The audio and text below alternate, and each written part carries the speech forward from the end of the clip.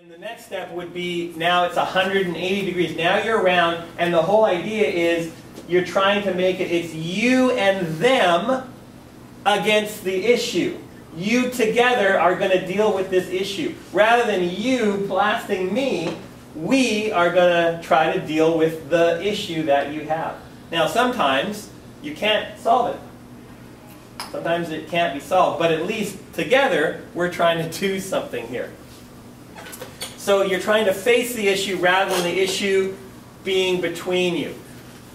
So for solution-wise, it might be, well, you know, this is what I'm authorized to do. Now, there's some things I can do for you, and there's some things I can't do for you. And to do those other things that you may want, we might have to go to a supervisor or go to a higher level of, but this is what I can do. This is what I want to do for you.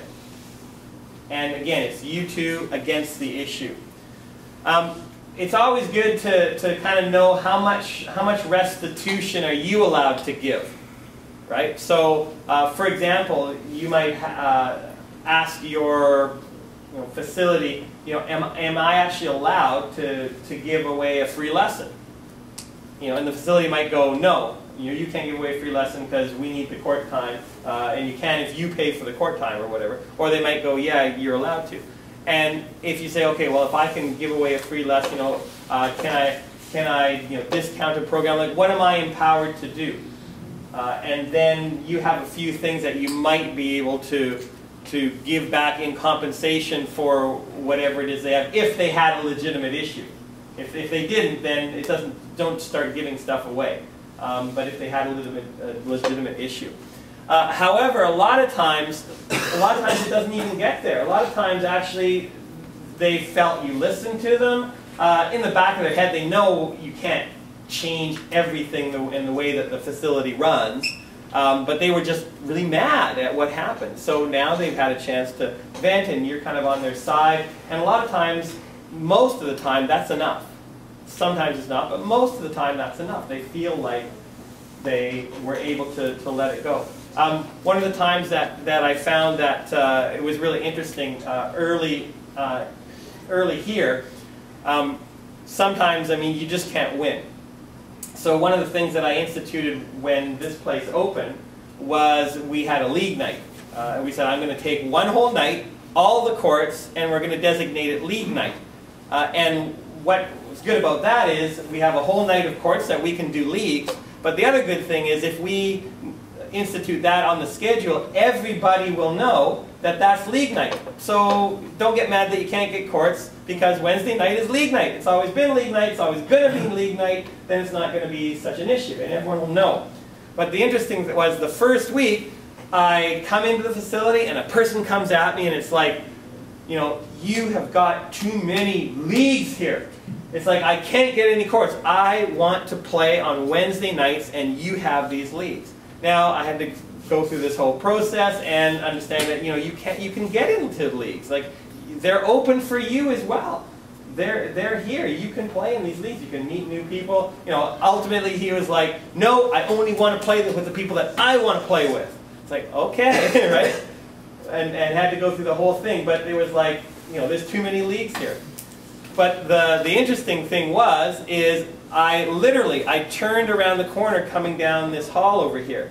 And a guy comes out and he goes, how come there's not more leagues? I couldn't get into the league, it was full. Why are you not having more leagues when people want to get into the leagues? And I'm going, I can't win. This is sad. It doesn't matter what I would have done. Someone was going to not like it. But both of them at least felt like they had a chance to vent. And one of the people who actually ended up being an okay person that I started to get along with later, because again, the relationship wasn't broken, and at least they felt like it was open. But what I did with the one that couldn't play was, I said, okay, well, we're going to give you a free court time. And he was kind of like, he had a kind of a strange reaction, and I was wondering, well, what was going on with that? He had a bit of a strange reaction. Oh, okay. And then he left, and he used the court time later. But later, when I was able to talk to him, after I knew him, months later or whatever, it was interesting because he said, that was kind of weird. Remember that night, and we kind of had a bit of a battle about the course? Yeah. And I said, yeah, it was kind of a weird reaction. And he goes, yeah, you know what? He goes, I actually didn't expect that you were going to give me that much. Like, I thought you were just going to explain it or whatever. But I didn't actually expect you were going to give me like a whole free quart just because I couldn't get one. So he goes, but I felt ripped. Like, I wanted to be mad, and he went and you gave me the free thing more than I thought I should get, and it wasn't very emotionally satisfying for him. He needed the. I actually didn't give him the vent time that he was looking for. Right? So it's interesting that if we can do this 180 degrees and we do give a chance to listen and we do give him a chance to vent, oftentimes that is enough. They don't necessarily have to have the restitution. And the other thing that makes you really can win them over, and of course someone who is mad, if you do win them over, oftentimes they become your biggest allies. Now you're the person they want to talk to. Yes, that's the guy that's really good, or the lady who really does a great job here because somehow you won them over. But part of that is if you can follow up. So if there's an opportunity that you can follow up within 48 hours, hey, we were having a conversation about noise on the courts, and just wanted you to know that actually we did have a staff meeting with all the coaches just to try to build their awareness on, it's not just you in the building, but other people too, and to see if we can do anything about the noise. Now, I didn't say it was gonna be less. I just said we made them aware that was what was going to happen. And then it was like, oh, great. Okay, well, thanks for that.